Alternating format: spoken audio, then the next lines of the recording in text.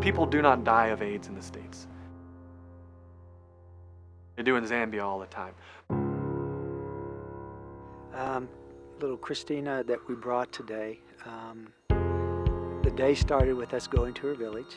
We picked her up, took her to the hospital, and she had to have an HIV test.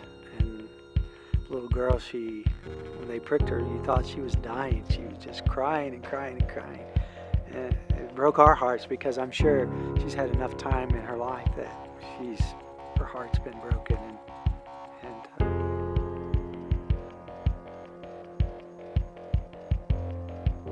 People estimate between 900,000 and 1.1 million orphans living here. That's almost 10% of the population.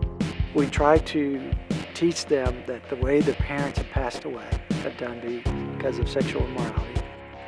In Zambia, whenever you get HIV and you're diagnosed with it, it is a death sentence. There's not cases of people living into their 70s and 80s with HIV. As we left, trusting us to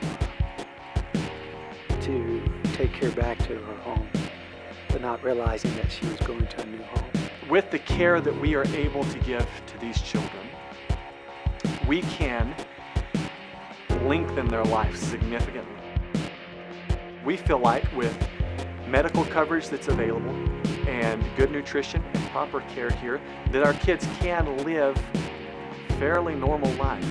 Then all of a sudden these people start grabbing her and holding her, and hugging her and loving her.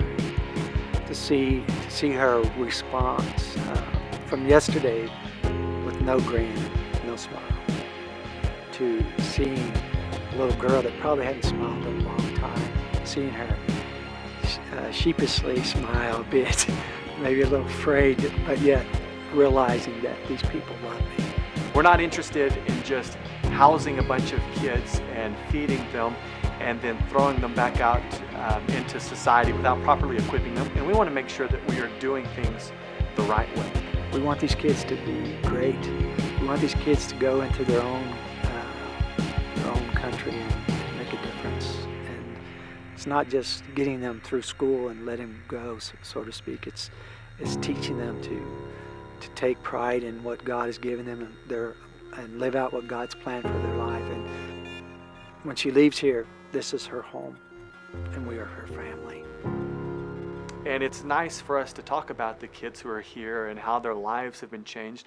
But the reality is, there's a whole lot more that are out there who are in the same situation as our kids were and who are in need of help. And if there isn't ongoing support for the orphanage, then we can't reach those children. And that's one of my main concerns, is that if we don't reach these kids and we don't do it soon, then they're going to fall into the same trap that their parents were in and their parents before them. And so if we're going to stop the cycle and if we're going to make a difference in the whole culture, we need to reach as many children as we can as soon as possible.